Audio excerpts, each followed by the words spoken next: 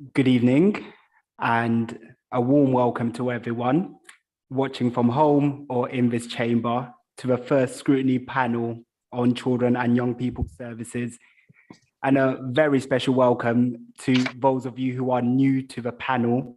I can see so many new faces, which is absolutely great. My name is Osama Kawesa and I'm the councillor for Cricket Green, and I'm proudly serving as the new chair for our scrutiny panel.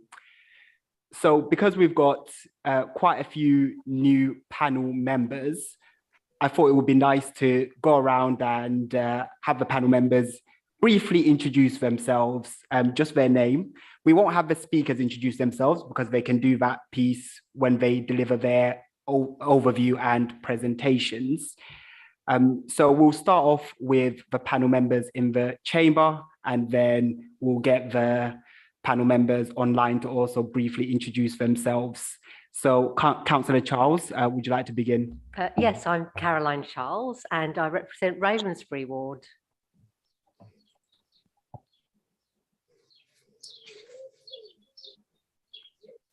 Councillor Kirby? I'm Councillor Kirby and I'm from Graveney Ward. Councillor Michael Butcher, Cricket Green Ward. Councillor Hall? Hi, I'm Jill Hall. I'm councillor for Wimbledon Park Ward. Councillor Jennifer Gould, Cannon Hill Ward. I'm Samantha MacArthur, councillor for Wimbledon Park.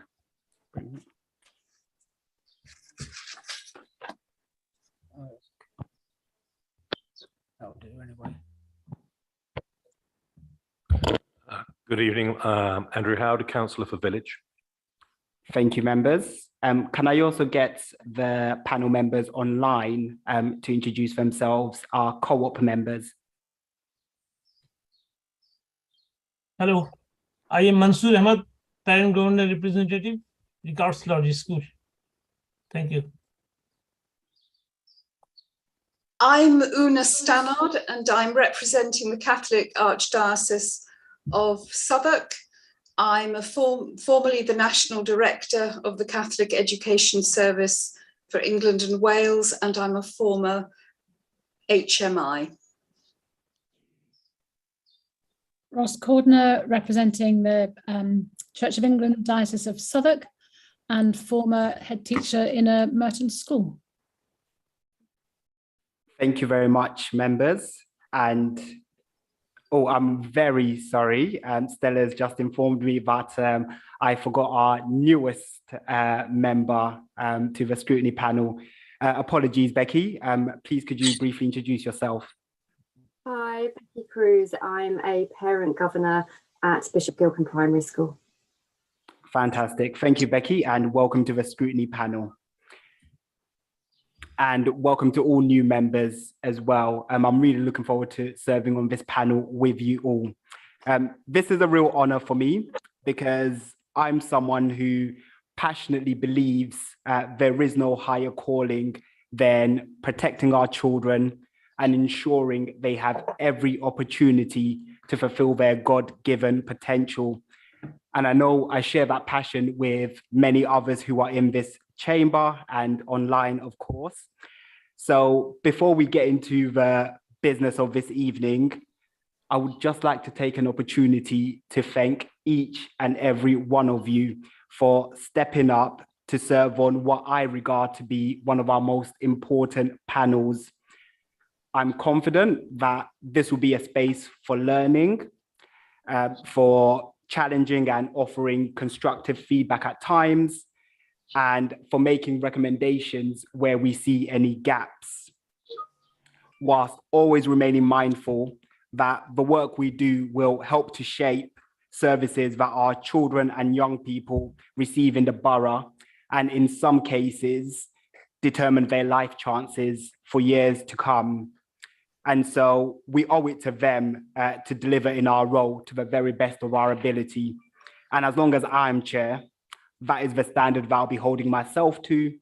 And that is also the standard I'll be holding the panel to, which is a task I very much look forward to.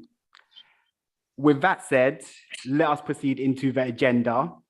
As this is our very first meeting, the focus tonight is going to be on providing members with an introduction to the work of the Children's Schools and Families Department. I can see many assistant directors in the room, and so thank you very much for your attendance. We'll also be hearing from our newly appointed cabinet members responsible for our areas of scrutiny. Thank you, Councillor Fraser and Councillor Kenny, for attending, as well as from NHS England on the childhood immunisation programme in our borough. You will all have an opportunity to ask questions after every presentation and overview. You've all been given the reports, and I hope everyone's had an opportunity to read over them. But this is a very packed agenda, and so let's get on with it with item 1. Are there any apologies? Chair, we've had apologies from Councillor Chessie Flack, and Councillor Gold is here as a substitute. Brilliant, thank you. Any other apologies? Okay, I would also like to mention that the director for CSF is unable to attend today's meeting due to a personal matter, and so we wish her well, but her assistant director and her department is here, and so they're more than qualified to provide the departmental update and take any questions. Are there any declarations of interest? Brilliant. So then we'll move on to the minutes of the previous meeting. It's not lost on me that a lot of the members in this room were not here for the previous meeting. Of course, Councillor Pearce was, and perhaps some of our co-op members, but it is a formality that we approve these minutes. And so can I ask the panel whether they approve of these minutes as an accurate account of that meeting?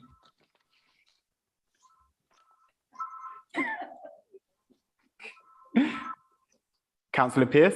Yeah, as far as I remember, yes. Fantastic. Thank you very much. So now I have the privilege of moving on to agenda point 4, where I will hand over to our colleagues from NHS England who are online to provide us with an overview on childhood immunizations. So when you're ready, please unmute yourselves and introduce yourselves before going into that overview. Thank you very much. Can everyone hear me? Brilliant, thank you. It's always a worry, isn't it, with virtual meetings. So thank you very much for inviting us to your meeting this evening to talk about immunisations across Merton in children. I am Dawn Hollis. I am Head of Immunisations for NHS England, London region. And I have 2 colleagues with me this evening. Priyanka, who I know is online. So Priyanka, would you just introduce yourself, please?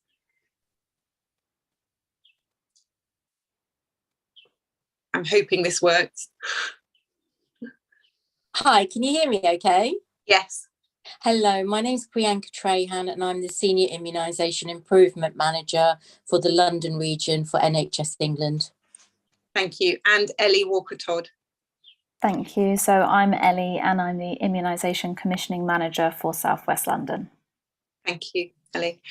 So we're here tonight just to give you an overview of children's immunisations, essentially 0 to 5 years old. NHS England is responsible for a range of population immunisation programmes. However, the achievement of a high level of uptake is a collaboration of a system-wide endeavour with many partners in this system. GP practices provide immunisation services for the under 5s, and published data are collected through a system called Cover on children aged 1, 2 and 5, and that is the basis of some of the data in your pack this evening.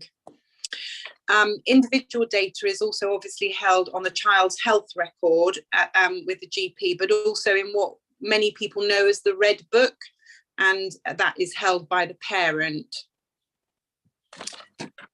The headlines are that London is a unique environment with many movers in and movers out on a regular basis, and a wide range of differing communities. And we undertake work as well on regular immunisations, on work with inclusion groups and hard to reach groups as well.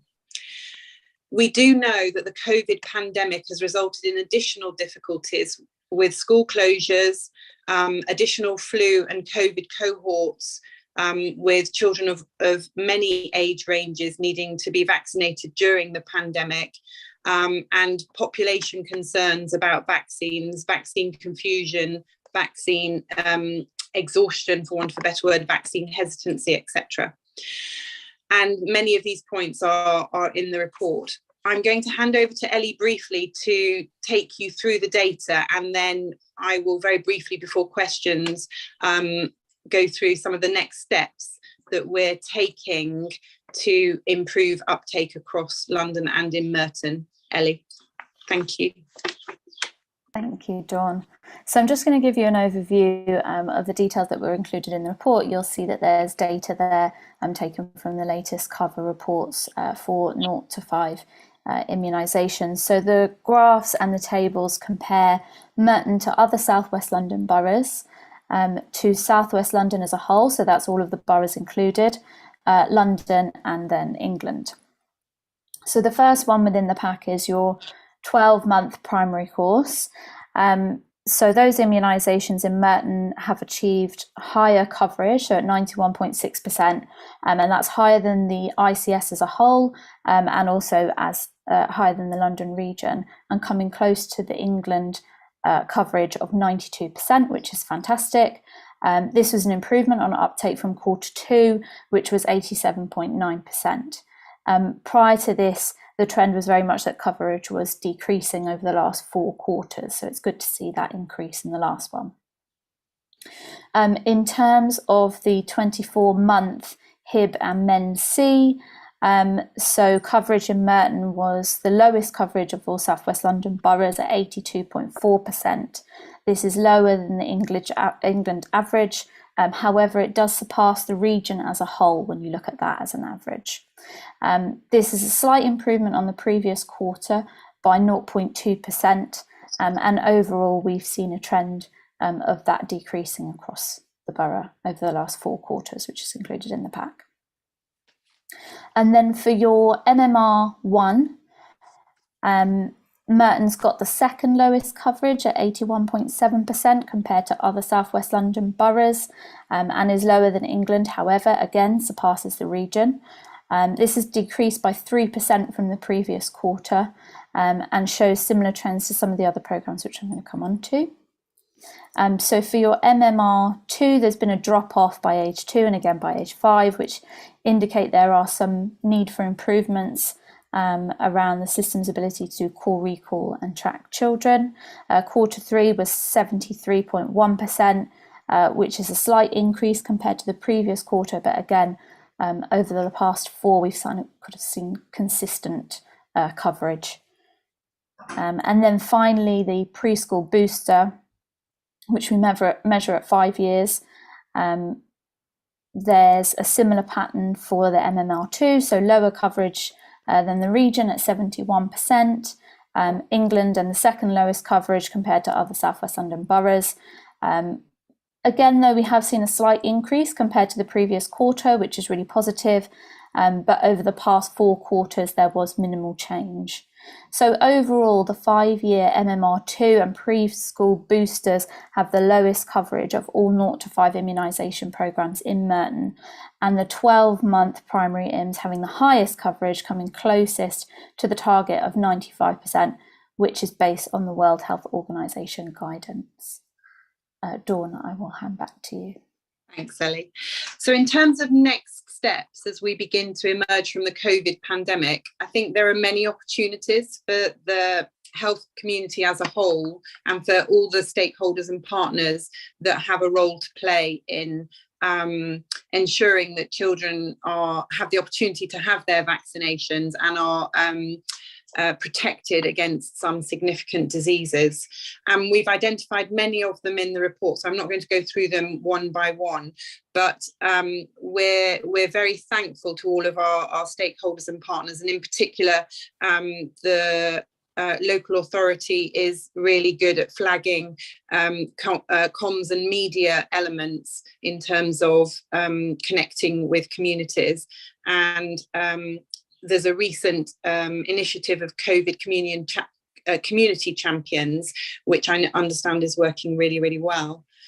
Across the whole health community, we are coming together to develop a pan-London immunisation strategy that supports organisations at each level within the geography. So at regional level, ICS level, local authority and local and practice levels and community levels, to identify actions that will help improve uptake and help target different communities where immunisations are most important. Thank you very much for your time.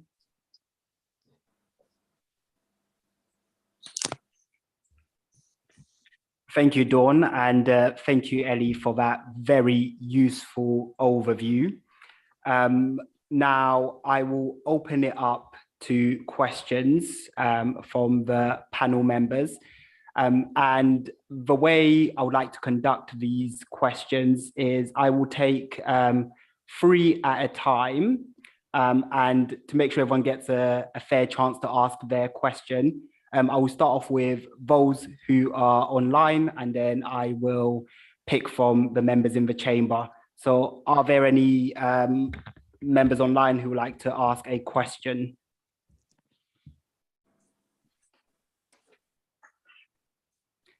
Yes, Mansu. Thanks, Chair. I just need to know, in terms of preschool booster, what is the Merton's target for the year? Thank you. Thank you for your question. Are there any other members online who would like to ask a question? Okay, I will open it up to members in the chamber. Councillor Gold. Thank you. Just looking at the MMR, lowest in England, was that right? I believe a quite devastating vaccination rate. And I think these figures are actually historic, previous to the COVID pandemic. It's not just something that has been in the last couple of years. I think this has been a situation for Merton that's been ongoing. Obviously, really do need to have some kind of serious plan to take action on this. The World Health Organization guidelines are 95%. We're getting nowhere near those figures. We hear today on the news that there was an outbreak of polio in London. I'm just imagining if we had an outbreak of MMR, what would we be doing here? I mean, this is really what we should be looking at. It's taking a serious, very serious look at what our next steps are, and particularly within those communities that are hardest hit by not taking up the MMR vaccination. Thank you. Are there any other questions? Councillor Howard. Yes, if I may. Next week, we're having a full council meeting, and a strategic theme on that is focusing on health inequalities within the borough. And I'm just wondering if the low take-up rates we're seeing are in some way contributing to those health inequalities. Thank you, Councillor Howard. I will now hand back over to Dawn or Ellie to take on those 3 questions. Thank you. If we take the first question first from Mansour, it was about the preschool boosters, and apologies, I didn't catch the second half of the question. Basically, my question was, what is the target of Merton? What is the target for Merton? Yeah, yeah. Okay, thank you. Thank you. I'm going to ask Ellie to answer that one, if that's all right, Ellie. Thank you very much. Yeah, that's fine. So we work to the target that's set nationally. So that's 95%, and that's based on the World Health Organization guidance. So it's the same for all boroughs in London. Thank you. And the second question was that is MMR in Merton the lowest in England? And I'll just ask Ellie to respond initially to that part of the question. Sure. So MMR1 so it's got the second lowest coverage compared to other South West London boroughs and is lower than England. So England, the rate is 88.9%. Then the region is 79.4%, and Merton sits at 81.7%. So behind England, but ahead of the region. So that's behind England as an England average. Yes. Yeah. Brilliant. Thank you. And the second part of the question, I think, was this is an ongoing issue, and the WHO guidelines are at 95% in terms of uptake, and what are we doing about this as a health community and a health group. And I think you're absolutely right. We do need to tackle this, because what that ultimately means is that there are children who are at risk of disease. And it is an ongoing concern and problem for London, but that doesn't mean to say it can't be tackled.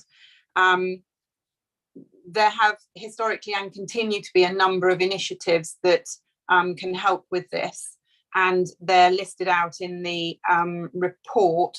But there are also other elements such as data cleansing, making sure that the data is in the right place. There are a lot of movers in and out in London, so there's a lot of movement of the population around London, and we sort of term that movers in and movers out, which is more difficult to take to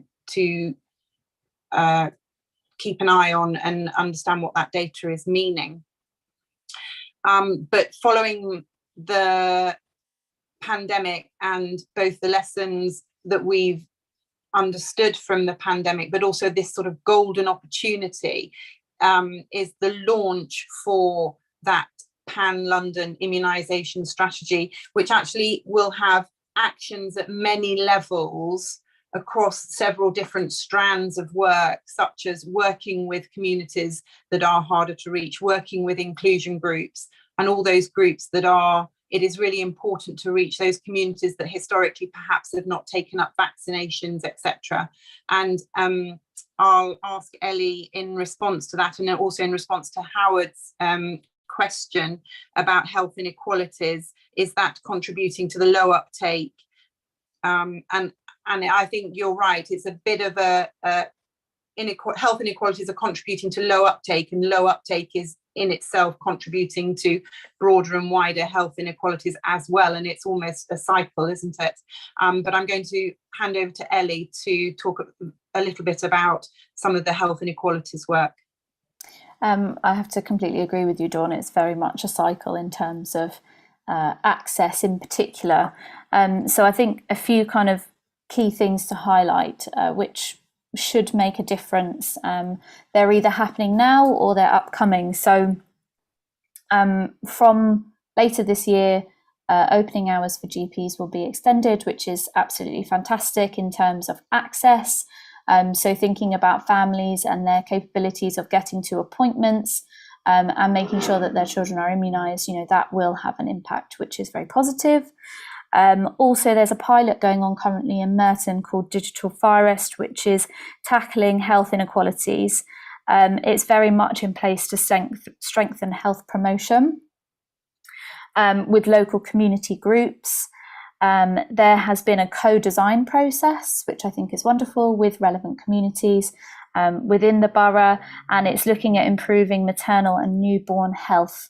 And they are hosting webinars with parents and GPs and bringing everybody together and having those conversations, which includes immunizations, but also is looking at the child as a whole, which again, ensuring that sort of public health agenda and making sure that every contact counts is really important. Also, we do have data on file. We're building dashboards locally with our immunisation coordinators, which looks at data at a more granular level, which can then inform local plans. So again, that kind of collaborative work that Dawn mentioned at the very beginning with local authorities and other system partners is crucial. I don't know if Priyanka or Dawn, you have anything else you want to add to that? No, that's fine. Thank you. Thank you, Ellie. Thank you, Ellie. Thank you very much. I just have a question based on what I've heard so far. One of the most shocking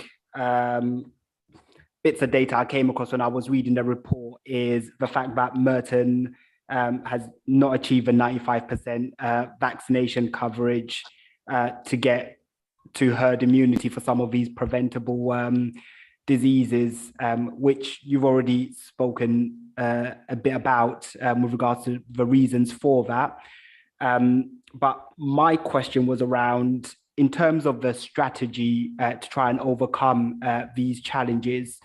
I know that you're working on this London-wide strategy, but at the same time, I was wondering whether there are models out there or other metropolitan cities which have successfully overcome this challenge and have a good vaccination uptake that you could perhaps look to in terms of addressing the problems we face here in London and specifically in Merton.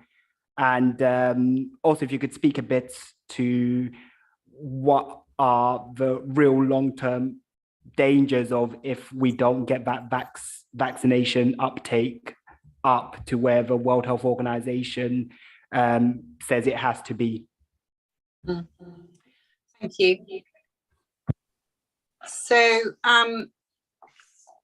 with regards to other models that are out there and other information that we could use to inform the strategy and the actions that the health partners would be taking, there is, not only is it a London-wide strategy, but there is a national focus on immunizations and childhood immunizations that has been enthused by the pandemic, if you like, in that the great effect and impact that immunizations has on the population. And we know that it's the second best public health initiative after clean water.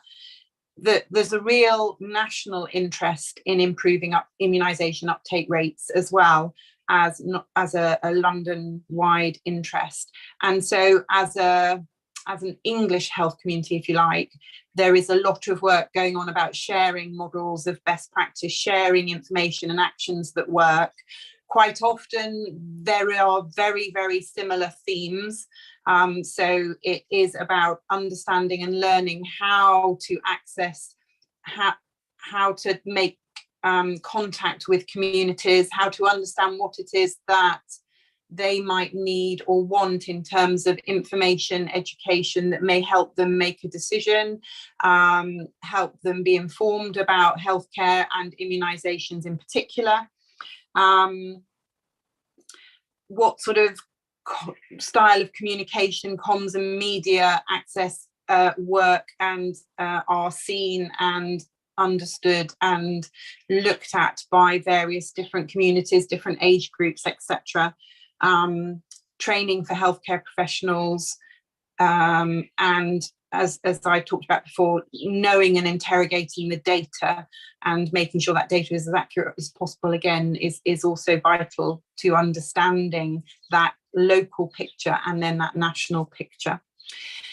In terms of the longer term dangers, I think it's about a population being immunized or not having that herd immunity means that there is the possibility of that disease circulating in the community and therefore reaching not only the individual who may not be vaccinated, but people who are more vulnerable to those particular diseases or conditions, who may be immunosuppressed for whatever reason, etc., who would also be vulnerable, as well as the individual who isn't immunized.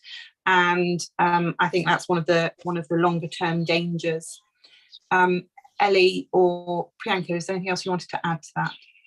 The only thing I would add, Dawn, is I think in terms of that kind of shared learning, you know, we have a South West London Immunisation Board, which shared learning is brought to in terms of what initiatives have worked locally in other areas. Also, we have funded full-time immunisation coordinators across London. So in South West, we have 3. And they have been put in place to support practices in the delivery of vaccination programmes, in particular 0 to 5. And, you know, it's very much a kind of hands-on supportive role with GPs, which is brilliant. But part of that is sharing best practice, and not only between the boroughs within South West London, but also then the connections they have with the other immunisation coordinators across the region, so we can get shared learning from other areas in London as well. Thank you. Fantastic. Thank you for those answers. I will take one last round of questions before we then move on with the agenda. Councillor Kirby. I felt listening to and reading these reports here, there was a real similarity with the COVID take-up, certainly in Merton.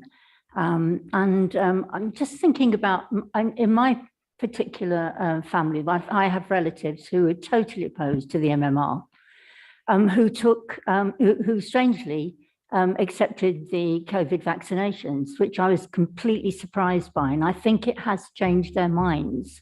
So I do think there is, and it'd be interesting to look at what the stats are for Mitcham area and Wimbledon area for Merton to see where those where the real issues are, because I would say a lot of people who were opposed to MMR will be included in that. And then if you look at what was going on, the anti-vax campaigning that was going on, which wasn't helpful at all. So I feel there is some relationship between the two, and I don't think you've got an easy job on here persuading people. I think, you know, if when I was growing up, I mean, I know what whooping cough sounded like. And I knew people who had gone blind with measles, and I know somebody who had polio. I mean, we don't know these things now because they're not happening, but they could and may happen. And maybe we should be promoting some of the materials from that period of time so that people actually know what those conditions really are like and how scary they are. Because the scariness of COVID certainly came across enough to make people have a vaccination. One thing I noticed as well is about testing reluctance. And one of the things that down at the drop-in, the homeless drop-in, when you had people there who generally, I think, may have been reluctant to, because we had testing on site and it was available, it happened. And you kind of feel you've got nurseries, you've got schools, you know, there are lots of avenues now. Maybe we need to spend a bit of time trying to see how much of a role that they could invest in bringing this on, because I think this is a really, really difficult problem that you've got here. It's persuasion, and it needs national promotion as well. It needs a constant campaign, really, not just for Merton to be concerned about our low figures, but for the whole of the country, really, to be wanting to know. And maybe I think the Pan London thing is a really good thing. I hope we get some media coverage for it. Thank you, Councillor. I will now call on Una to ask her question. Hi, I'm very seized by the magnitude of this issue, and I'm just interested in whether or not you feel there's any more that you can tap into within the school communities themselves, because most children will be well involved in their schools before the age of 5, and you have those peer groups then of parents, you have parent mail, you have parent associations, you have governors and so on. And I think there's reasonable evidence that sort of peer pressure can be extremely constructive used well. I just wondered if and how this might feature at all in moving forward. Thank you. Thank you, Una. Do we have one last question? Yes, Councillor MacArthur. Hi, I was just wondering how you work out how the different strategies that you're using to try and drive vaccination rates up, how you test them and see that they're working. For example, there's this one about the new text reminder service that was launched in July last year. And I wonder, how do you test that against other effective methods of driving the vaccination rates up? Thank you. Thank you, Councillor, and also thank you for keeping it very brief. Councillor Butcher, did you have a quick question? Yes, very quick, in fact. Given what we saw with the national campaign to get people to uptake vaccine during the pandemic, but also the unfortunate backlash we had with the anti-vax movement, what lessons have we learned from that? Quite broad, but hopefully. Thank you, Councillor. I'll now hand over to Dawn and Ellie to respond to those questions. Thank you. So from the first question's perspective, in terms of the similarity with COVID uptake and COVID having potentially changed some minds about vaccination, I think that COVID has also presented some opportunities. You're quite right. Some people have changed their minds about vaccinations and will take up vaccinations that perhaps they wouldn't have done before, and some are now more receptive to that narrative. And in terms of testing reluctance, I think you're right. Easy access is one of the key principles of need that we need to have for immunizations.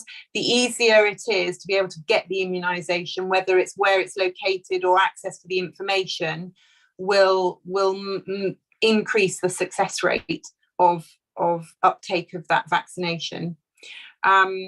And it's those sorts of things that we need to include in the strategy, and those sorts of things that we will be working with our system partners to make this as successful as possible.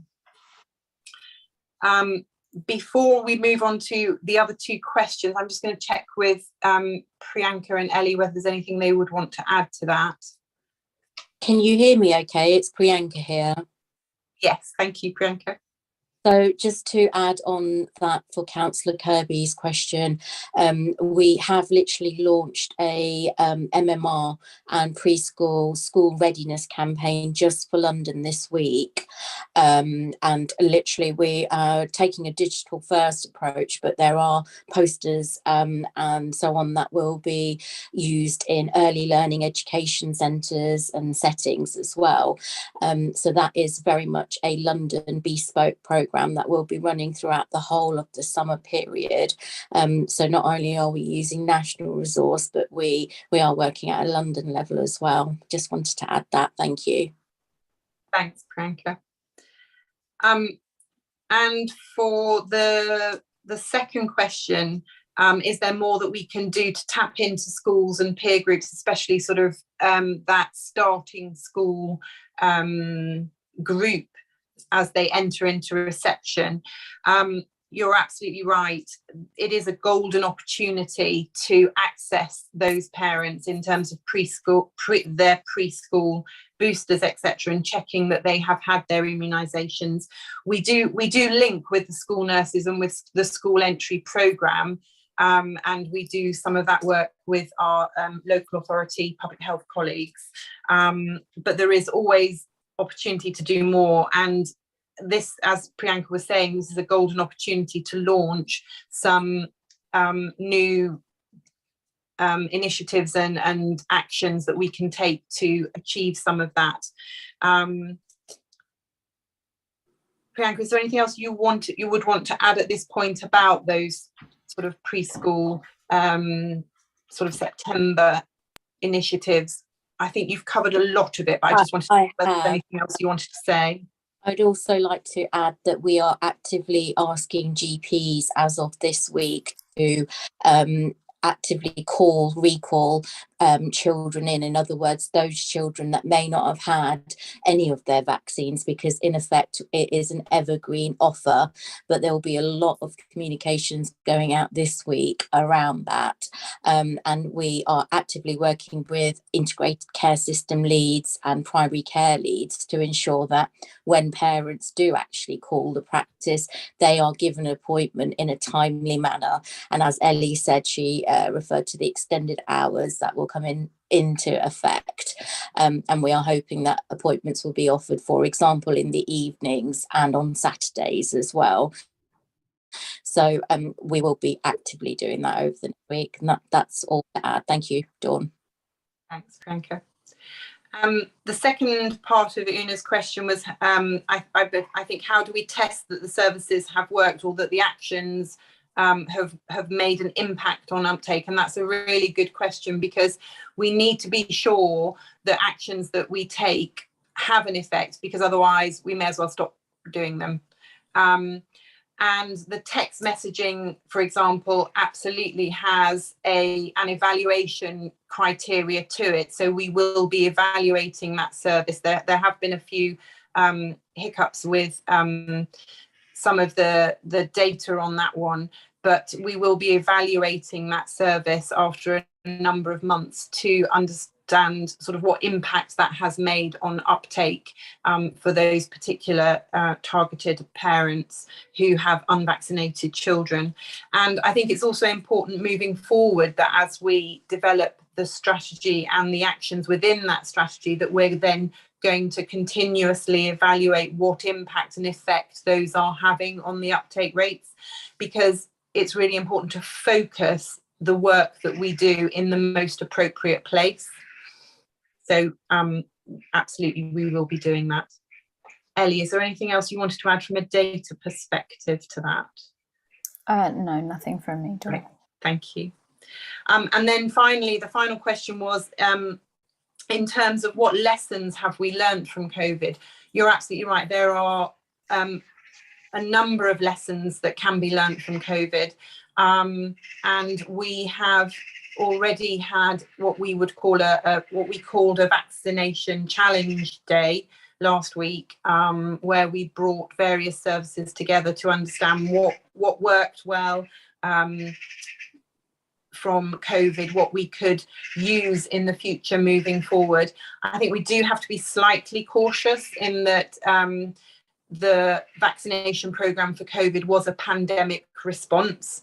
And so there is a difference between the pandemic response and business as usual, ongoing, sustainable methods of delivery. But that doesn't detract from the perspective that there will be various lessons that can be learned from COVID, such as data collection, swift responses, the harnessing of people's enthusiasm and the public's willingness to come forward and be vaccinated. They understand and know a lot of the information that's out there. And there will be many other lessons as well, but we will be collating some of those over the coming weeks and looking at them as a group of stakeholders and partners, of which I know that Merton's public health team are a part of that. Can I add to Dawn's comment? Yes, on the key learnings from COVID has been the success in terms of community engagement throughout our London areas specifically, and certainly those groups that are, as we term, underserved, may not be accessing healthcare as much as other population members. And in essence, the community engagement piece is critical for us. So having that ongoing discussion with parents, with head teachers, and understanding those challenges. So it may well be that a parent that may come from another country follows a schedule from another country, and we need to understand that, but also the concerns that they have, and then have meaningful discussions through our clinical partners, such as our general practitioners and our nurses, who are qualified to discuss some of their concerns and hopefully alleviate those. Thank you.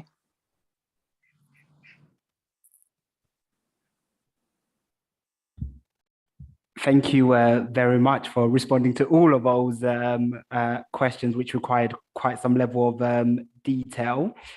And thank you, of course, for your overview of immunizations. I mean, I certainly learned a lot about childhood immunization reading through your report, and as challenging as it is, it's such important work. And so we absolutely admire you for the work that you do, ensuring that our children receive their immunizations, especially in light of the news of this polio alert as well. And so do keep up the work that you're doing.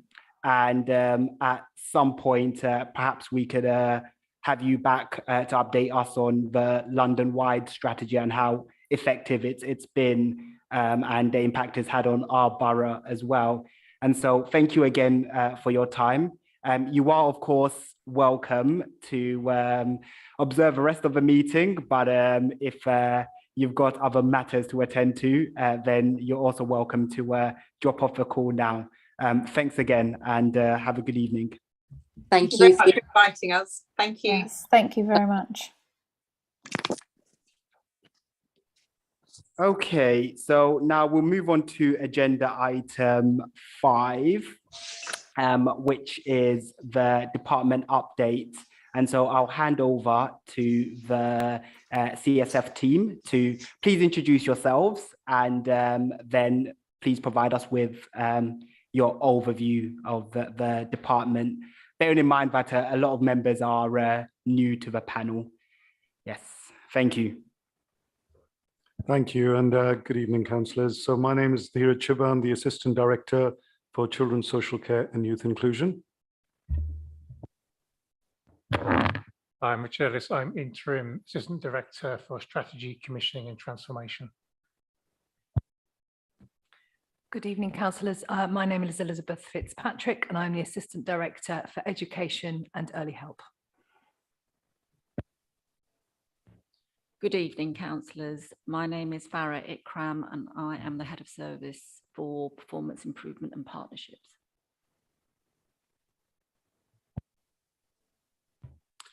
As you'll see, councillors, from your packs, agenda item 5, we've provided a departmental report, and this effectively provides an update on key developments that affect children, schools and families in Merton. We've focused on a few areas for this particular period. So to start with, the report provides a briefing on the inspection of local authority children's services, which you may be aware, the local authority was previously judged to be good. Ofsted, which is our regulatory inspector, came to Merton in February, stayed for a couple of weeks, and into March, and reviewed our children's social care and early help offer to children and families. You'll see the summary, which explains the criteria, the focus and the framework for the inspection. We are very proud of the workforce. We're very proud of the directorate and of course the council as a whole for the achievement which led to a grading of outstanding in the most recent inspection. We've provided details in the summary as well as a copy of the actual Ofsted report within your packs as well. In other updates, in the education department, there are national and local developments that have been summarized. You'll be aware that the government issued the green paper for SEND review, which is a consultation on special educational needs and disabilities and alternative provision options in England, and a white paper for education in schools proposing reforms to the education system. We've also provided an update on the safety valve interventions, which Merton's been part of to address the challenge and deficit, and this work is in progress. And we've finally provided a summary of 2 recent national developments impacting children's social care. The first is the independent review of children's social care, which makes recommendations for national reforms. And the other is the national review into the murders of Arthur Lavinia Hughes and Star Hobson, which also makes recommendations for social care and partnerships to consider nationally. So these developments will no doubt mean some further thoughts and developments locally for us. There are other local developments which have also been summarised in the report for education and social care, which I'm sure you've had an opportunity to read.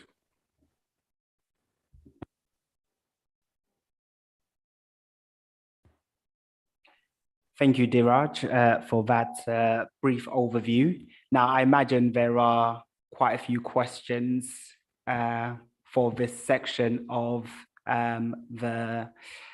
this evening. So similar to how I did before, I will take questions in threes, starting off with the people in the chamber. Councillor Hayes. My apologies to the chair. Sorry, I was late to the meeting, and apologise to all the other councillors. A couple of minutes late.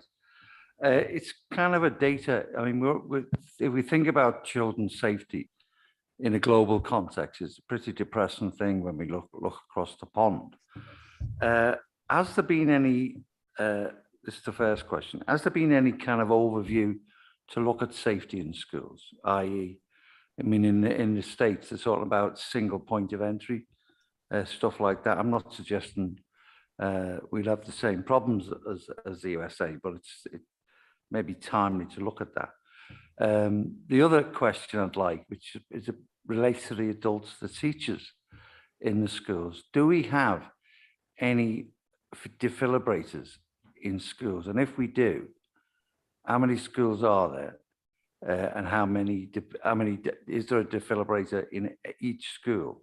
Because I don't know how many people know there's a campaign to get defibrillators in schools, headed up by, dare I say, someone from my part of the world, Jamie Carragher.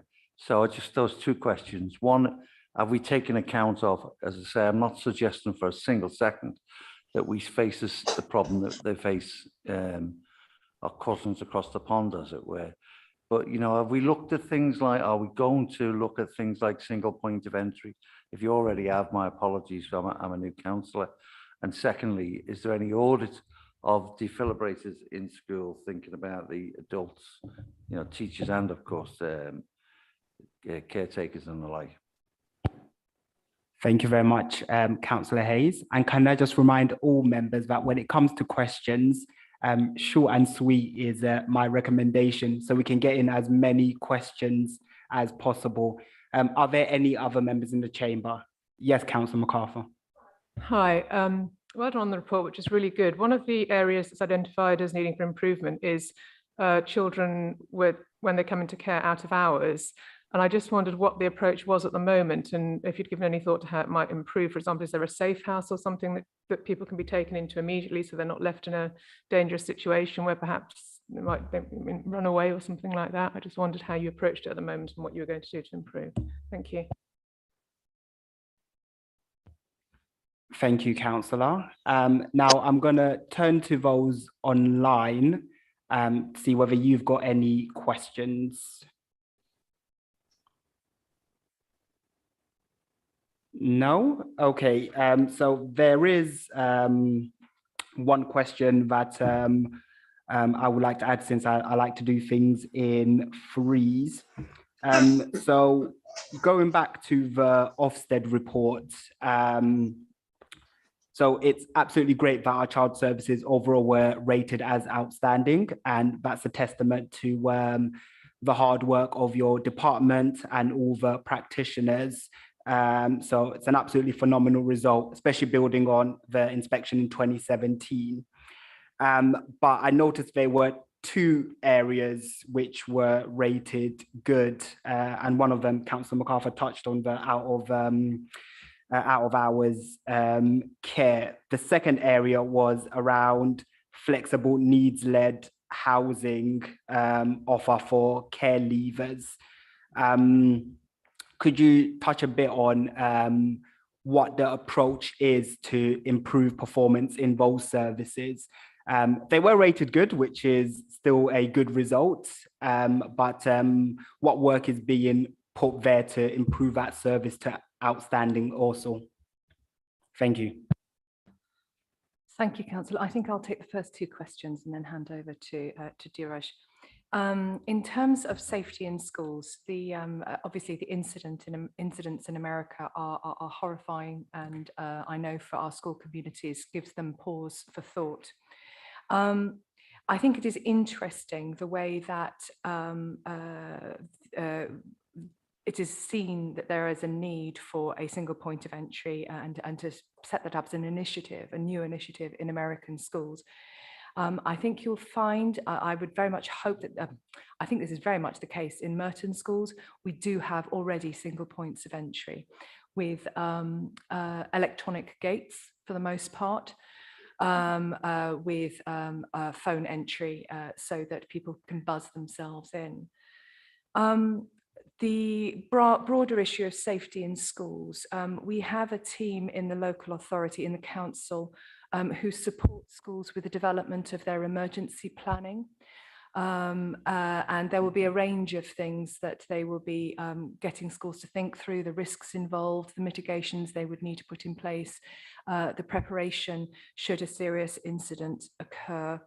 And there is, for example, a recommendation that schools should practice lockdowns with their children, so that should there be, God forbid, an incident such as the one we saw in America, that there would be that really good response. The second point about defibrillators, I'm afraid I will need to go and check an answer for you on that, but I will provide an answer as soon as I'm able.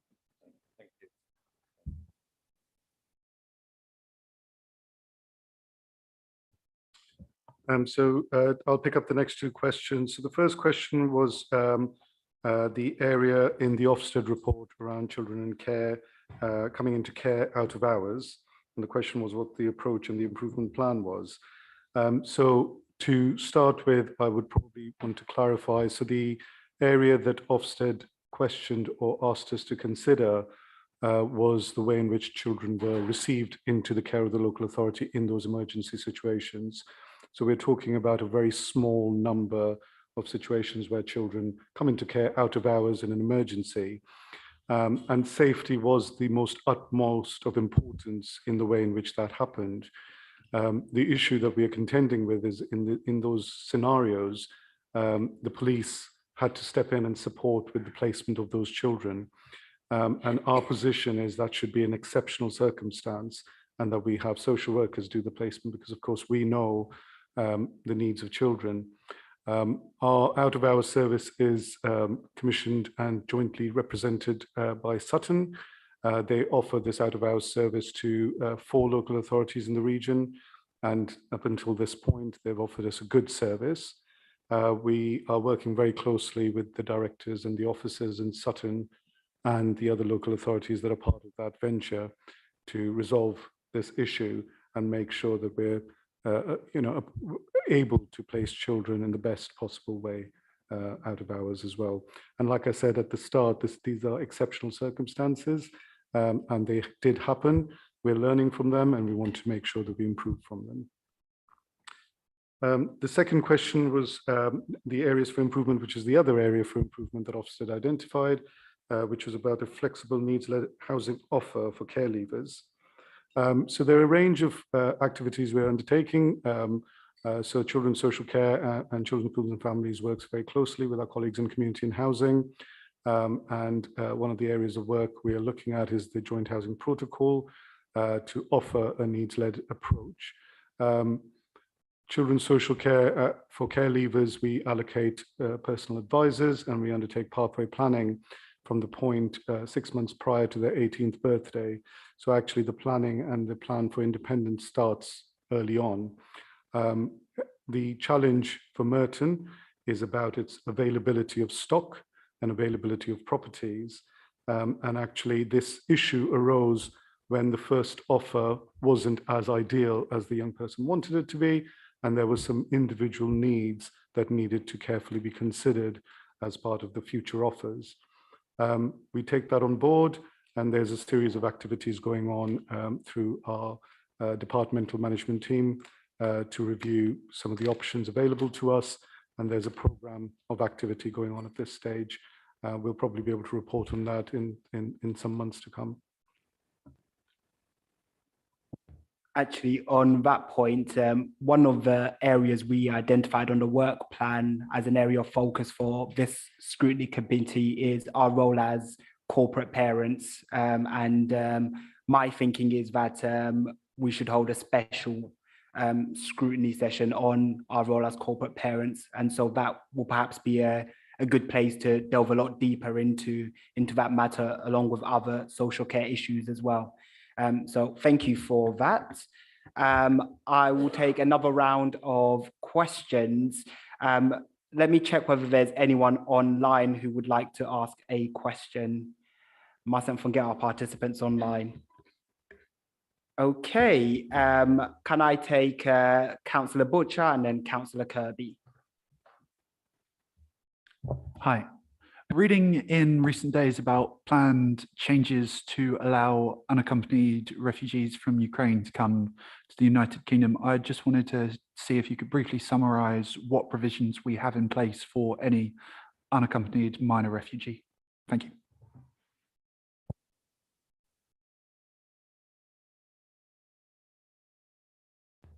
Councillor Kirby. Mine's a little bit more detail. Can I just say well done, really, for the outstanding. It makes you feel good, actually, when you can put information out like this to the community, and it's exceptional. So very well done. My concern is around the government's reforms, because I'll start with the white paper. First of all, I've not read the white paper, so I'd be quite interested if we could actually spend a little bit more time, not today maybe, but a future scrutiny panel, getting more into the detail of this, because I think reforms are always quite worrying. What I would be quite interested in is what are the major threats to Merton in terms of the white paper. The second one on the send, removing ECHP, educational healthcare plans, is a bit like when they removed the assessment system and left the schools to actually start all over again with their own additional, their own individual assessment systems, which was a complete and utter car crash. So taking away what is now at the moment, perhaps something that is so valued now that you can get support if you do your paperwork well, and you make your arguments strong, and they are good arguments, you will get an education healthcare plan. But to be removing it here, I'm looking at the way the government funds schools as well. I think the whole thing is incredibly worrying. So I'm very concerned about those two particular aspects of this report, the reform and the removal of educational healthcare plans. Thank you, Councillor. Is there one more question? Okay, I will hand back to the department to respond to those 3 points. So I'll start with responding to the general offer to unaccompanied asylum-seeking children in Merton. Councillors may be aware that we have spontaneous arrivals that may arrive within our borders. We're also part of a national transfer scheme to ensure that there's an even spread and a fair spread of unaccompanied asylum-seeking children that might arrive on our borders in the UK. And Merton has signed up to that, as is every other local authority, because it's mandatory.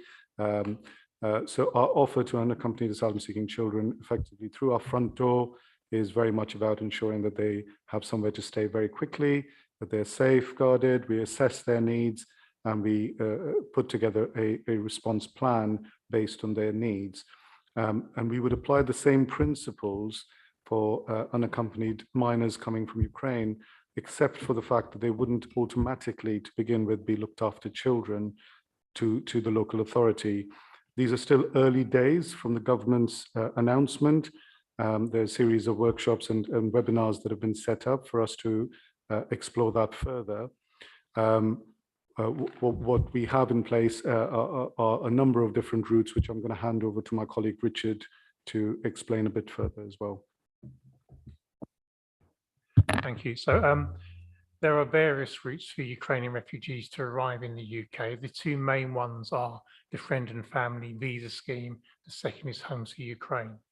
With the Friends and Family Visa Scheme, we don't know someone's arrived until they appear somewhere in the system. They make themselves known to us.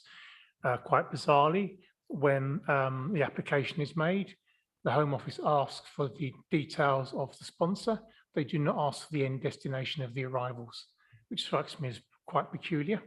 And we failed to get a sensible answer to that. So we don't know they're arriving necessarily until they make themselves known to us, to schools, to a GP, or to our friends in the voluntary sector.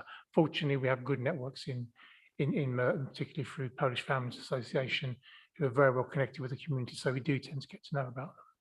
The second one was the Home to Ukraine scheme, where we do get prior notification, although admittedly it's slightly chaotic to begin with, probably understandably.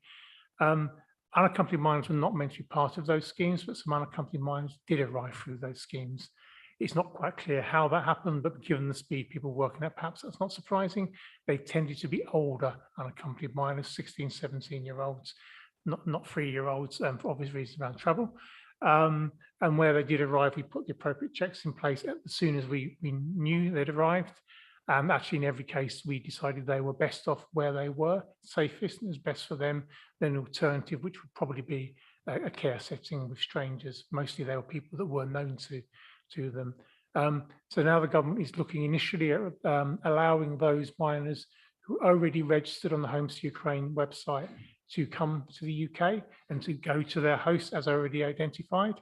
We know about those, so we'll be able to put some checks in place and then to open it to other minors. I believe there'll be some, I think there's some changes to regulation required for that. It's very sketchy at the moment. We believe that we'll be required to undertake checks in advance of a visa being issued, which is completely different. I know some people have believed this is the case, but the checks we do have no bearing on the issuing of a visa. Generally speaking, we find out after a visa's been and travel documents have been issued, and then we do the checks. It appears under this new scheme, we have to do those checks first. Fortunately, because of the earlier schemes, they're reasonably well set up to respond. So we hope we can respond in a timely manner and people's issuing of visas will not be held up by that. Find some wood to touch. It depends obviously on volumes and also, just after 2 words, the Home Office. If I may, I just wanted to touch on one specific area regarding children coming from Ukraine and integrating into our school system here in Merton.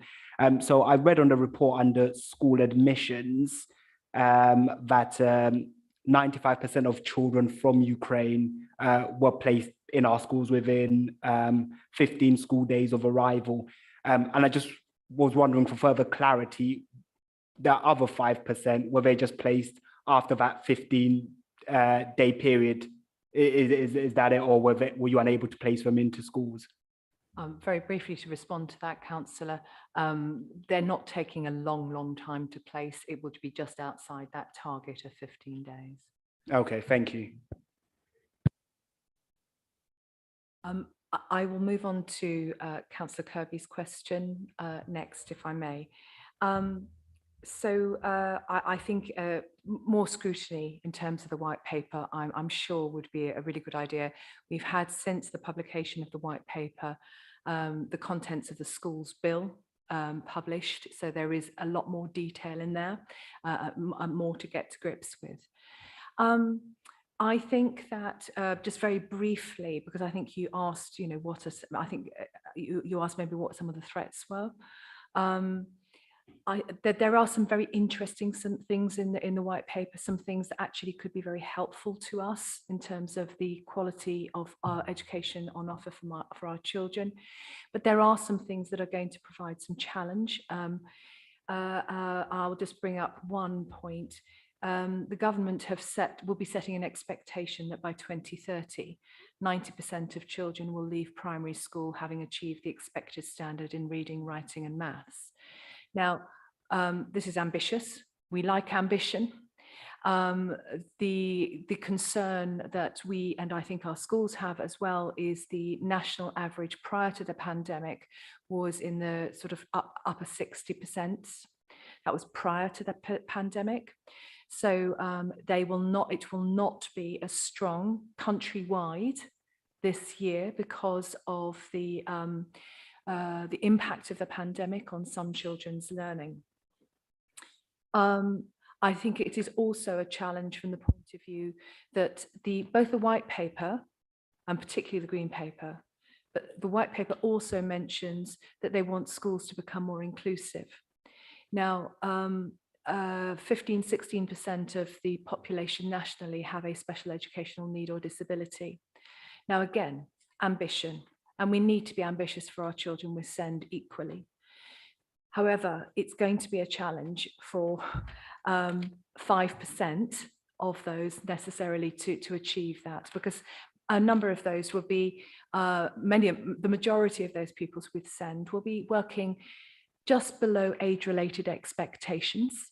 So they may just not reach the standard because they have got a special educational need or disability that is requiring some sort of temporary input. And that's quite apart from the children with EHCPs. So that is one challenge.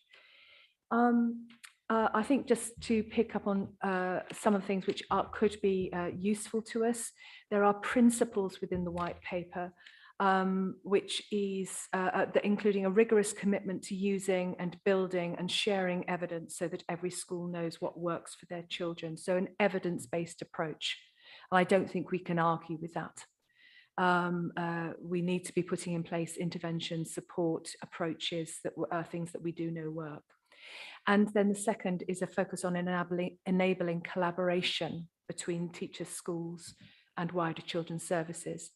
And it's something that we have promoted in Merton, certainly since I've been in Merton now for getting on for 7 years, but I know it's been before that as well. Collaboration, cluster working, joint working, learning from each other, supporting each other has been core to the way that we see successful education. And the third point I would pick up, and I'm not sure I would call it it's an interesting point. Again, by 2030, so a long way off, the government would like every school to be part of a strong multi-academy trust. Having said that, there is the opportunity in the proposals, should this all get through Parliament, for the local authority to be able to potentially set up multi-academy trusts. And should this move forward, what our schools have told us, because the government have said in the past that they wanted a target, that they've set the target, they set the target previously for 21 and then 2023, that should this come to pass, they would like the local authority to be able to support them and to help them through this journey. And so this is new, the idea of a local authority multi-academy trust. Previously, local authorities, they were completely out of the equation. So I think our schools would welcome, based on their cluster working, their strong cluster working, would welcome that opportunity, but it's 8 years away. Just in terms of the green paper and SEND, and apologies if we have written it in a confusing way, they're not proposing to remove EHCPs. They want to look at the strengthening of the inclusive practice, particularly within our mainstream schools, so that EHCPs don't have to be the answer, that the inclusive practice ensures that children's needs are properly met at SEND support, so at that level below an EHCP. And by the same token saying, for some children, EHCPs absolutely needed. For some children, specialist provision absolutely needed. I think in the words of how we might be wanting to put it in Merton, there's a rebalancing of the system so that resources are not completely loaded at the highly interventionist end, but as I say, needs are met in the least restrictive way possible effectively. And you know, this is not ducking responsibilities for our children with SEND, but if children's needs can be met in the mainstream and met well, then that's absolutely them, and being educated alongside their mainstream peers. It is that is an important principle to move forward on.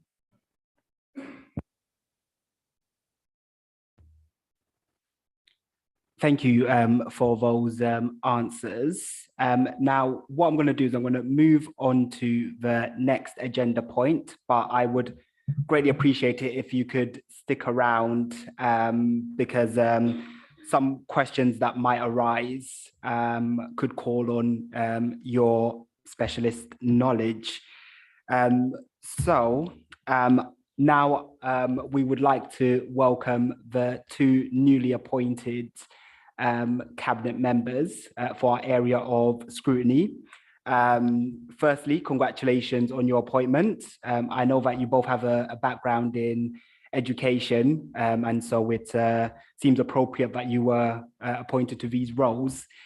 It would be great if you could provide us with an overview of what your priorities are in your two roles. And also, I think it would be helpful for members if they knew the boundaries, the remit of your two roles as well, and where there might be crossover, which will help us guide our questions to the appropriate cabinet member. So could we please start off with Councillor Fraser? The floor is yours. Thank you, Chair. Thank you it's welcome to all the new councillors in here. I have met you, some of you before. But anyway, recently I spent about 7 months as cabinet member for culture, leisure and skills. And now with the new administration following the election, I've been changed. So my position is children's services. It actually covers 10 scope.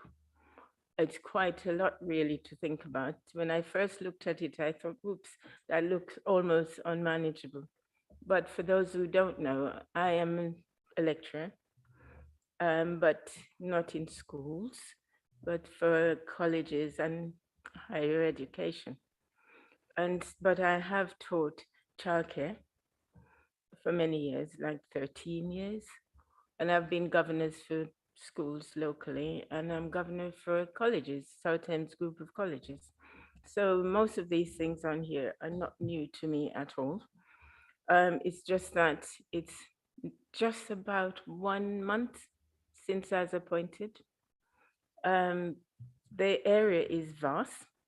And so what I've been to about 4 meetings with members of officers and senior people, directors, to try and find out where I need to go, how I need to do this. And they have been very supportive. But I'm a very eager person. I really need to get going because I saw today that my first report is due in October. And we might think October is a long way away, but it isn't. And so I need to get everything in place. I did ask at the very beginning from the director for me to go and visit the SEND schools, because the last time I visited any of those schools was when I was a mayor in 2016. That was a long time ago. So I need to go out and see how things are moving. And that is going to be covered very soon. I have been, because I heard you talking about after hour needs for children.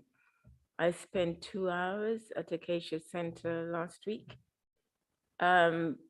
It was meant to be a photo shoot, but it was much more than that, because I was there with the children in the play area, and the staff were absolutely wonderful.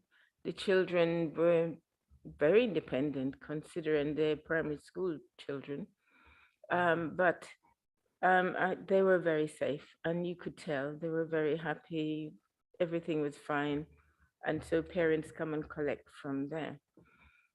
So I know that we can never be 100% safe in any place, because it's not just America. We've had other things happen in this country, but not recently, thank heavens.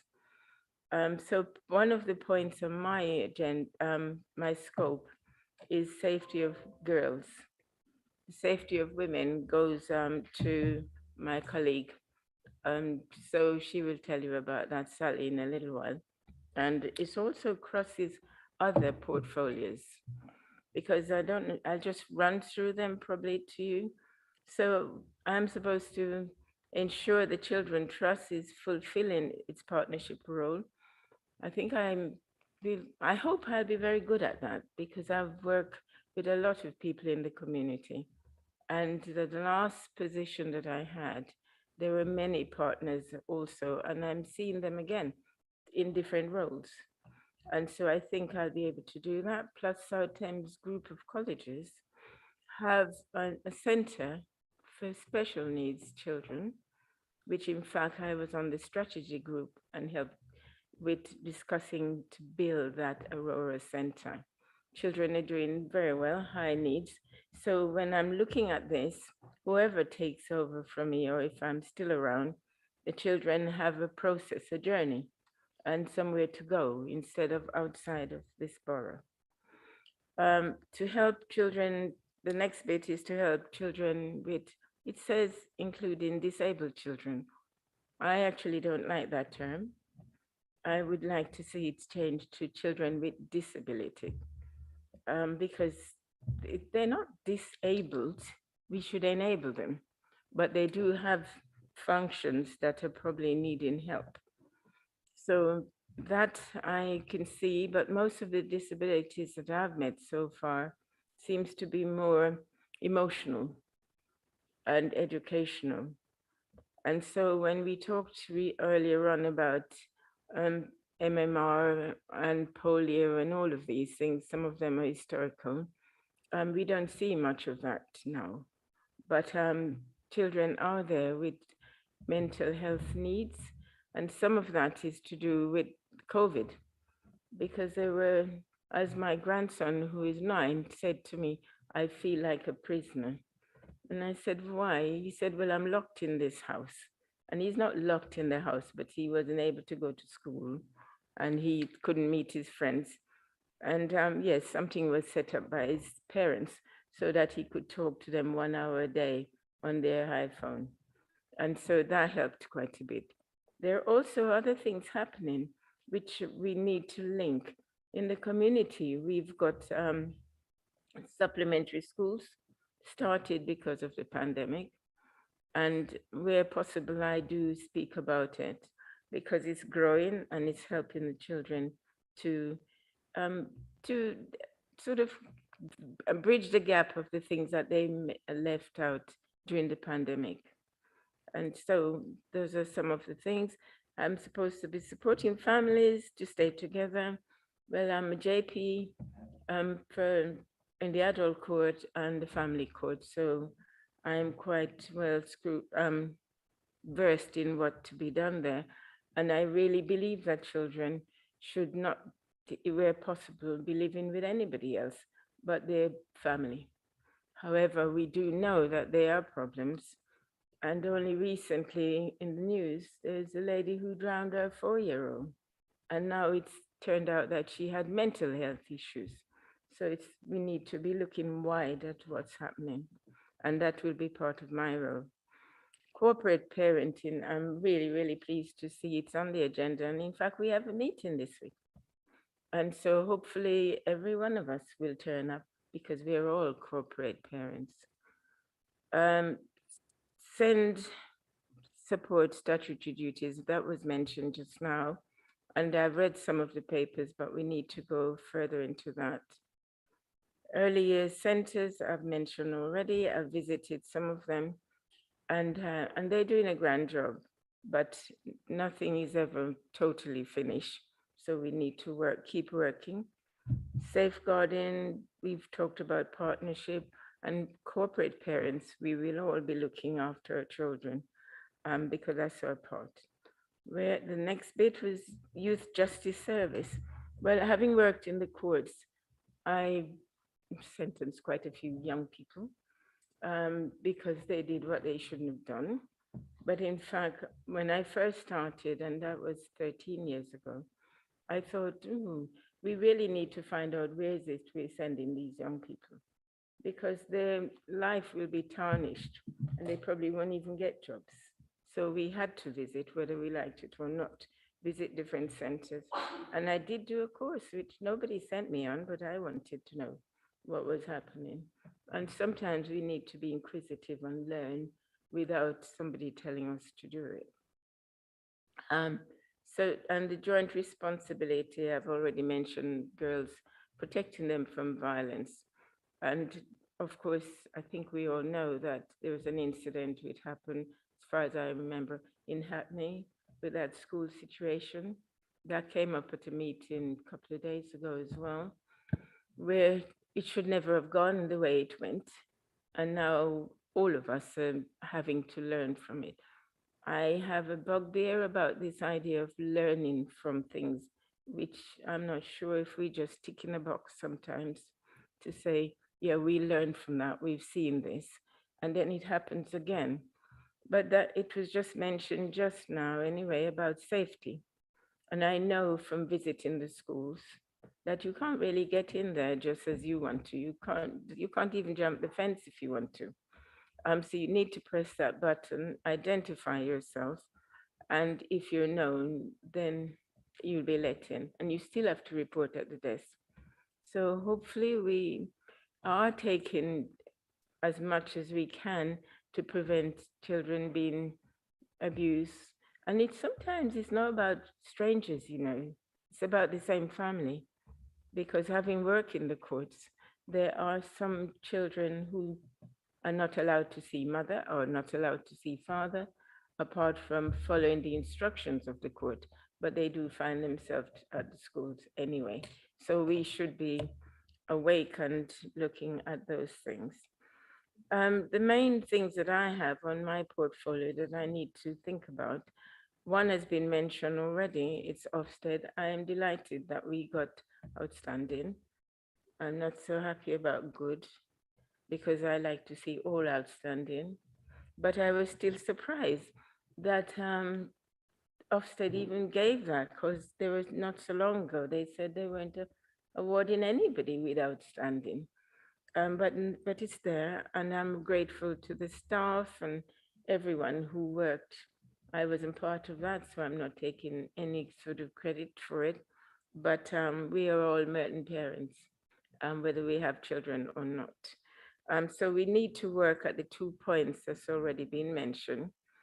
And it's itemized in the booklets that you've got, and it's been looked at in depth, and we will fulfill those too. So if you haven't read it, it was said the quality of work with some children out of our staff we need to look deeper into that. And that was mentioned already just now, and we are doing that. It's not taken lightly. Flexible needs-led housing. I'm a little bit of a magpie, those who know me, and I don't like to reinvent things that have already been done. And Wandsworth is actually dealing with homes for care leavers. They will be built as if it's a university. For those who've been and live in halls of residence, it will be similar to that. And so I thought it was quite a good idea if we could do that at some point. It takes money, and we need somewhere to build these houses. So I'm sure it won't happen overnight. We've mentioned most of the others. We've got good volunteers around. People are volunteering daily in all different spheres. And we are still promoting. I've volunteered for many things, and I'm still volunteering. So I'm hoping I can be like an example, because I volunteer with Age UK, I'm their ambassador. I volunteered with the police and worked for them for 12 years. Volunteer with the court, did 13 years, and many more things. And we can find time to do these things if we really want to. Apologies, Councillor Fraser, just in the interest of time, I want to make sure we also have enough time to hear from Councillor Kenny and to ask questions on the priorities. Fine. So in fact, I'll pass over to Councillor Sally Kenny. Thank you very much, Councillor. Or Cabinet Member, I should say.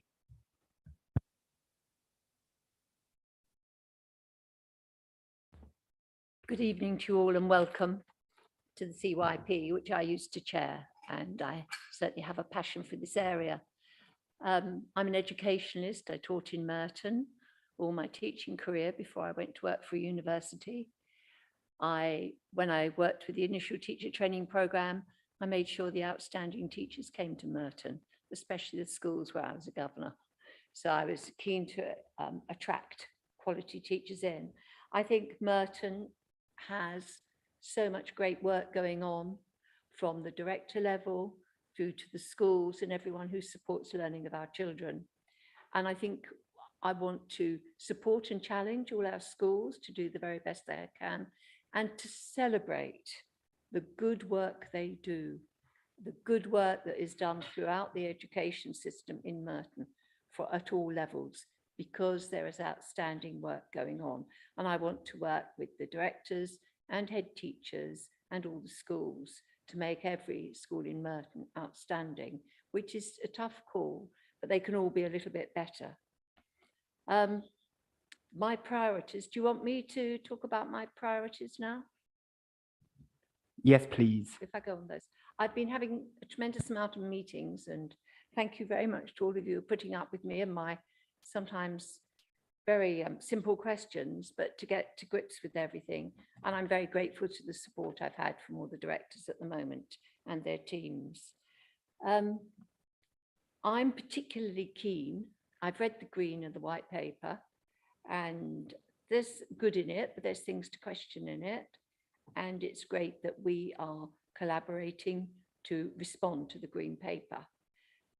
The area that crosses over is the SEND with Brenda and my portfolios. And we've already spoken about working together on that issue.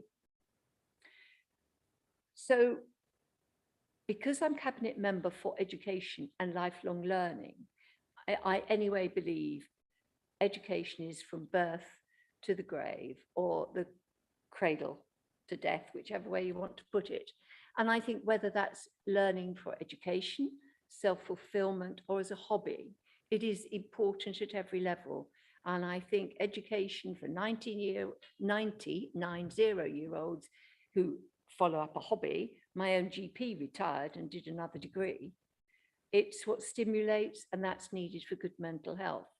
But particularly with schools, I'm especially interested in working with the ARP, which is the additional resource provision that's being set up in a few of the schools, and another school has volunteered to take on a section of its school, and the authority is supporting them with that, to offer programs, specialist programs for particular children to help them develop their learning abilities and overcome what they might be struggling with.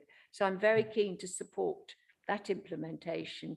And I think to come out with a standard form for EHCPs is great, because if you're in a secondary school and you get children coming in from all different authorities, it is complicated when the forms are different. So I think that is something that's really positive. So I'm really keen on supporting that area.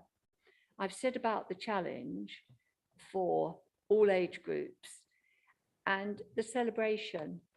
I think we don't celebrate. We're too keen to pick, oh, aren't we clever if we find a fault?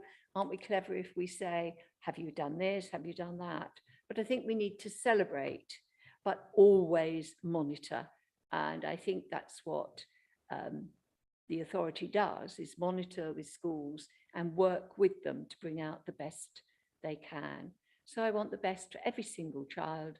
I want them all to fulfill their potential and go on and continue educating themselves, developing whatever skills they want to throughout their whole life.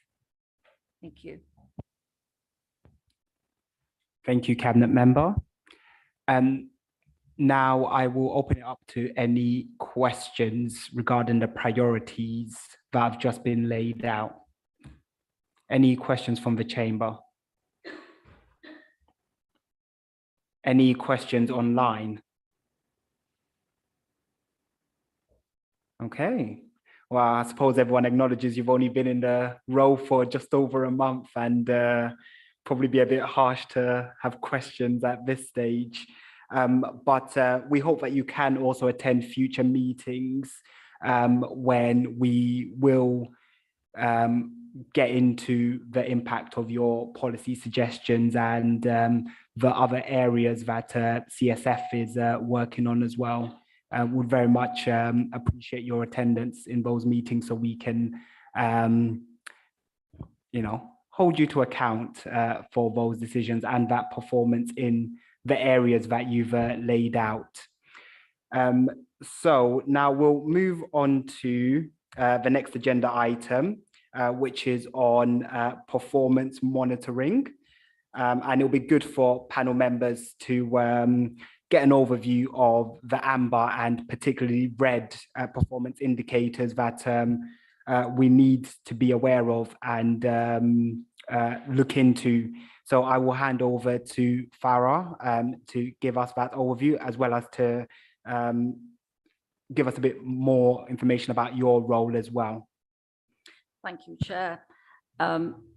Further to the presentation by colleagues in terms of the department update, which provides an overview of and a qualitative review of some of the great work and achievements that have been taking place in the department. In your packs, you will find what is known as the Performance Index for 22-23. This essentially provides an overview of performance across the service against a number of indicators. And these indicators and the data is at April 2022. You will also find that these indicators are ragged against a series of targets, and where available, they are also ragged against sort of benchmarking data for sort of nationally and for London.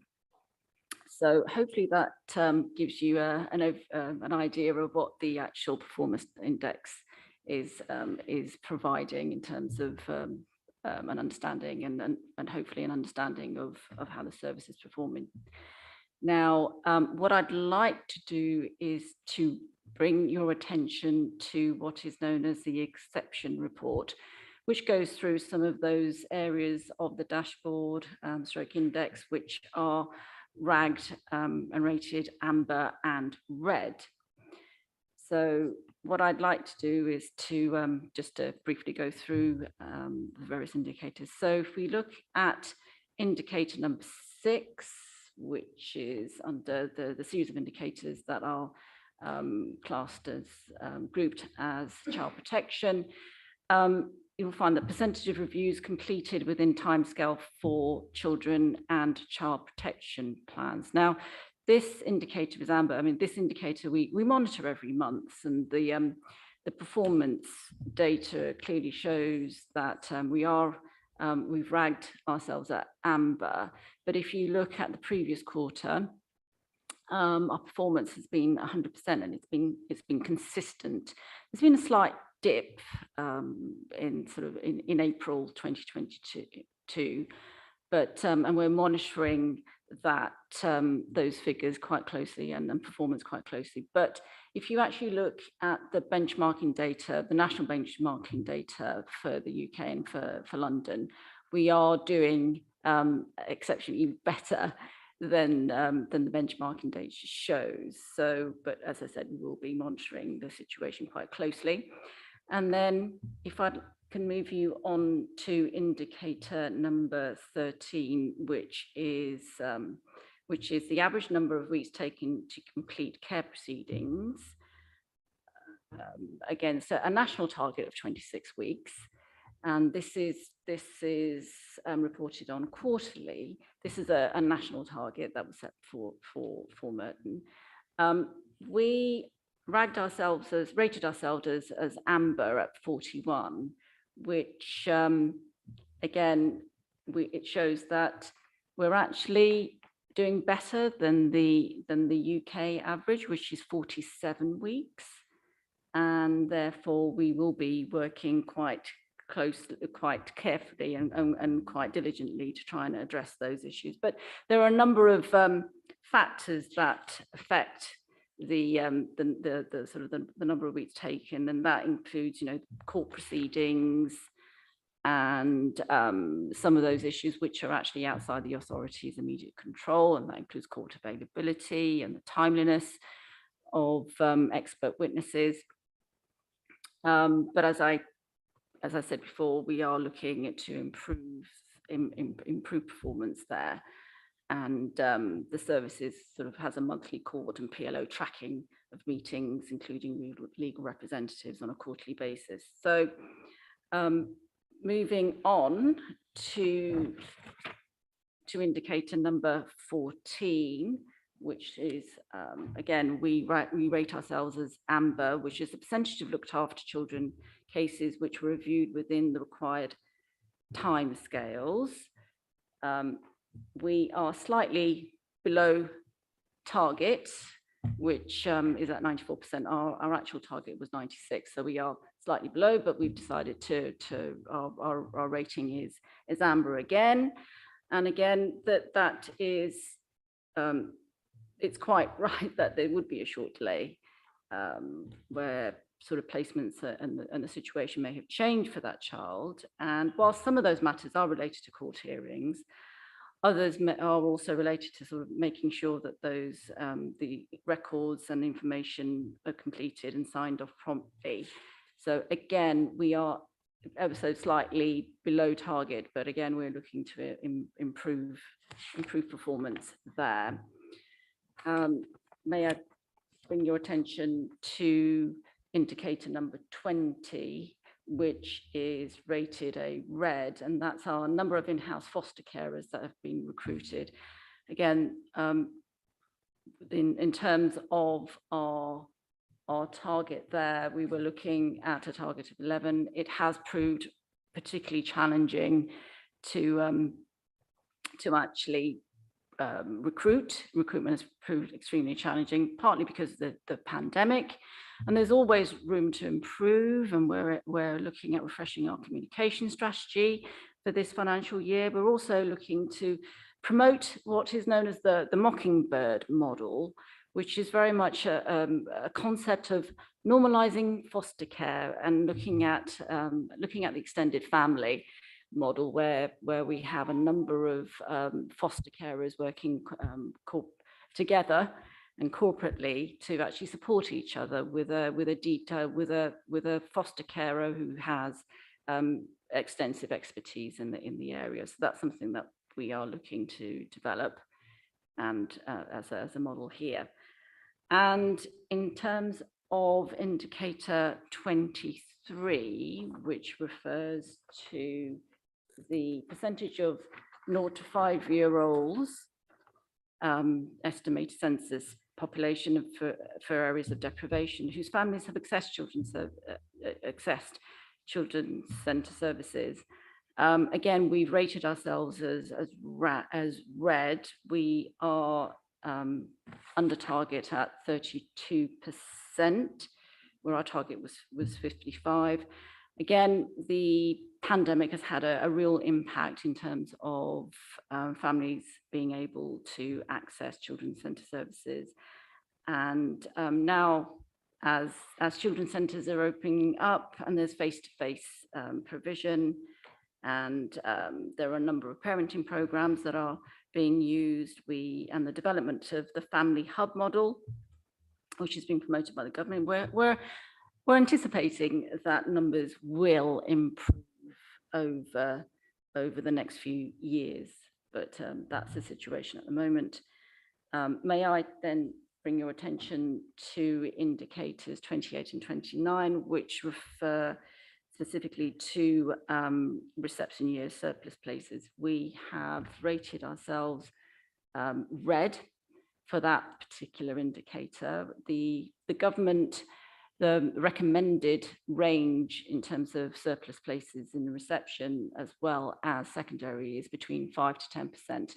And that's a recommendation by the National Audit Office. We're currently at 11.6% there. So for reception places, and what we're trying to do is ensure that that work is being done to review the school's admission numbers and to reduce capacity there. And there are further 2 schools that have actually taken the decision to reduce their reception intake from September 22. And in terms of indicator 29, the percentage of secondary school surplus places, again, we are below the recommended range of 5 to 10% at 3.2%. And what we are hoping to, again, we're assuming that because of the lower roll of numbers that flowing through primary schools, that there will be more surplus places in future years. And some of the actual data may well be, or the lack of surplus places could well be due to the accommodation of Ukrainian refugees within our schools. So again, another area that we're looking to review and monitor quite closely. Thank you, Farah. And I am aware that we are pressed for time and we've got one more agenda item, but I also want to give members an opportunity to ask any questions because these performance indicators are very important and we need time to scrutinize them. And so I hope members won't mind us going slightly over time to perform our role. Yes, so I will take a question first from Councillor Hall and then Councillor Charles and then Councillor MacArthur. Thank you very much. I've got 2 questions really. One is on number 20 about the number of foster carers recruited. I'm just wondering if we carry out effective exit interviews with foster carers who drop out of the programme, and could we learn from their feedback? Is that done in an effective and systematic way? And my second question is on item 2.4 on page 48. As we can see, the number of surplus places in schools is growing, and it's going to feed through to the senior schools. I'm just wondering, what exactly are we doing to tackle that? Thank you. Thank you. Councillor Charles. Yeah, thank you. With regard to the foster carers and the unaccompanied minors from Ukraine, would you be looking to recruit Ukrainian foster carers?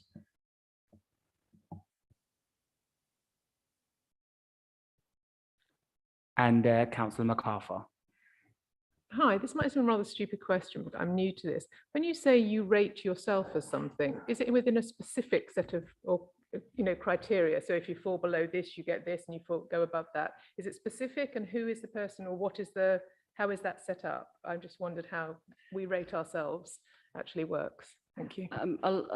Again, we rate ourselves against the often it's against the national data that we get from the DfE and for London. So data that's available there that is submitted to the DfE. Now, internal targets, or the targets that are set by Merton, I may turn to my colleagues there because they may well be able to advise on exactly how these targets were set.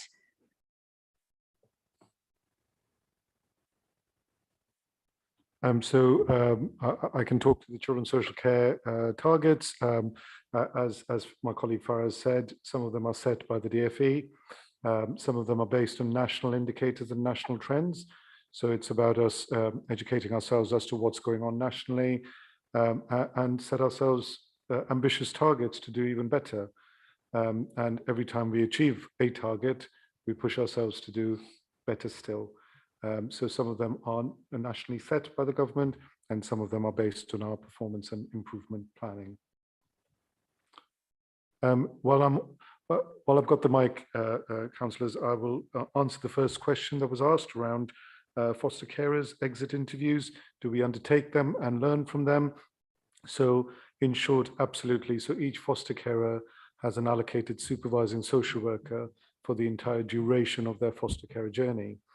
And at the point when a foster carer decides or indeed the local authority on occasions might decide, and a fostering panel that decides that a foster carer can no longer be a foster carer.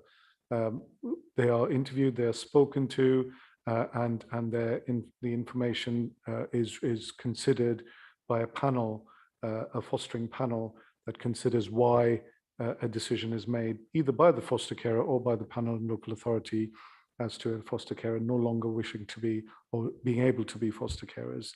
That information helps inform us locally around our fostering assessment processes and fostering support processes. And that's taken forward by our corporate parenting service in the work that they do with foster carers in the future as well. So that's the answer I would say in relation to foster carers exit interviews. Moving on to the last question, which was around foster carers for unaccompanied asylum-seeking children. So going back to the original point about unaccompanied minors arriving under the schemes, the immediate provision for them is going to be under the Homes for Ukraine scheme. If those schemes prove unable to maintain that arrangement and those children come into the care of the local authority, we would of course be seeking to place them with foster carers. Our fostering recruitment strategy looks at every available person in the borough who's able to look after and able to be assessed successfully to be foster carers. These are very grueling, challenging processes for families, and we wouldn't want to limit ourselves, but you're absolutely right. We ought to be looking at some of these Homes for Ukraine families that have put themselves forward, and we have, as part of our recruitment strategy, considered what more we might be able to get from their offer to the borough and to Ukrainian nationals. Obviously, they have to pass the stringent processes for foster care recruitment. Chair, should I? Yes, the question from Councillor Hall. Thank you. Thank you. So with regards to surplus places, so we have, I think, as we alluded to in the report, our school place planning strategy. It was created last autumn term. And through that strategy, we are engaging with schools, with governing bodies, with our head teachers, to help them think through how they may wish to or need to shape the published admission numbers for their schools to maximise, make sure that we continue to have a really good choice of local schools for parents. We have stated clearly within that strategy that we're not seeking to close schools because we know how traumatic that is for families. But it's trying to manage numbers in the best possible way, particularly in the context of school budgets. Because if you can imagine, if you have a published admission number of 60, you have 45 children come in, you need 2 teachers, but the income you get for those 2 teachers are only based on 45 children as opposed to 60. And so it becomes quite difficult to manage. So there's a big link between surplus places and budgets, which we are trying to support schools with. It is very much a live issue for our primary schools. So a number have reduced their published admission numbers for reception, going down from 3 to 2 forms of entry, and in a couple of cases down from 2 to 1. We have started conversations with our secondary colleagues. The issue has not hit them. As you can see, the vacancy rate within our secondary schools it's a lot tighter still. They are aware that it's coming their way, so they are beginning to have those conversations internally with their governing bodies. And we will be supporting them with those conversations with a similar sort of approach to how we are approaching the primary issue as well.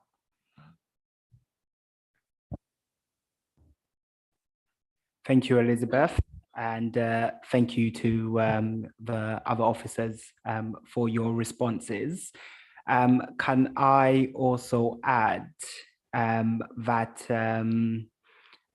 this is an area that we are going to have to continue monitoring because I'm a governor at a school in Mitcham, and the head teacher of that school is very much concerned with these surplus places and the funding implications that it's going to have for their school.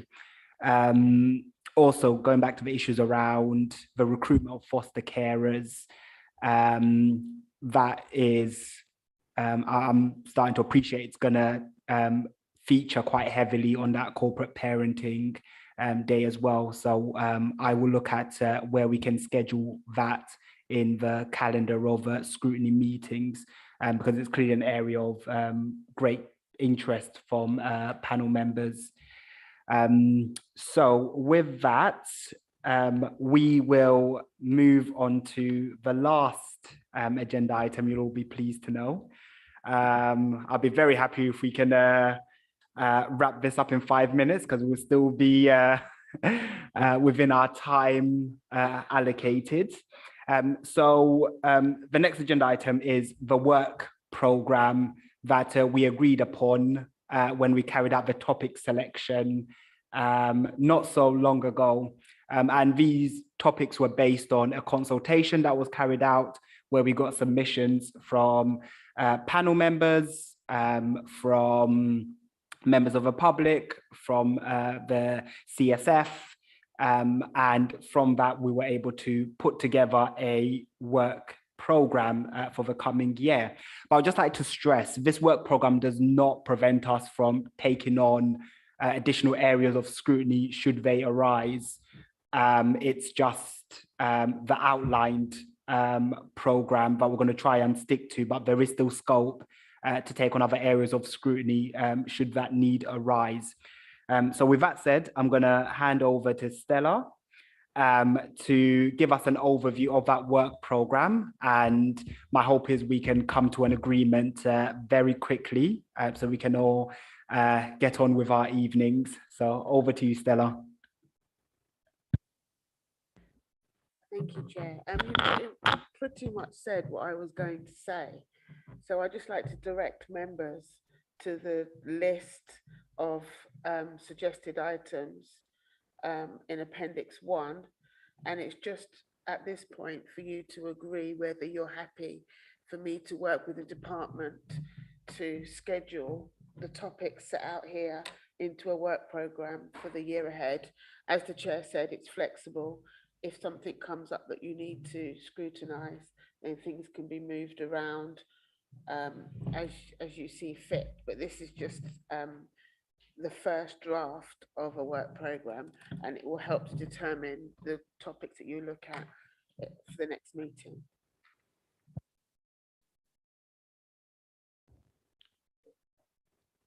Are there any questions or comments about the work program?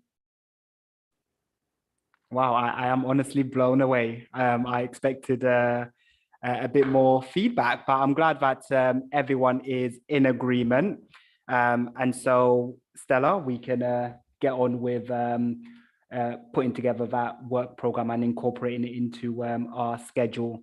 And we will, of course, be in touch with actions that come out of the work program. Just going back to an earlier discussion about the surplus places, I'm aware that, Stella, you shared the report with me on the review that was done in the autumn last year, but the other panel members have not seen it. And so I think it'll be very useful if it was shared with the other panel members as well, so they can look at the outcomes of that review as well. So with that said, thank you everyone for their time this evening. Thank you to the panel members for their time and for their questions. Thank you to the officers for your overview and for answering our questions as fully and honestly as you could. And thank you, of course, to our 2 cabinet members for their time as well and for briefing us on their priorities. I look forward to many more successful meetings. And just one last thing before we wrap up. So on the 1st of July, there will be the 2nd annual Merton Race Equality in Education Conference. And this is a conference that I recommend all members attend because we do live in a very diverse borough. The children and young people we support come from all sorts of different backgrounds, and this conference is going to be looking at the ways that that diversity is incorporated into our education system. And I think as panel members for this scrutiny panel, it's important that we show our support and can contribute to initiatives like that. This is something that I'm particularly passionate about. And I hope that many of you will be able to attend as well. May I ask Stella to send out the details for that conference? I believe there is still time to register. And of course, if you have any questions, you can direct them to me and to Stella, and we'll be happy to help. And with that, thank you very much, everyone, and have a great evening. Thank you.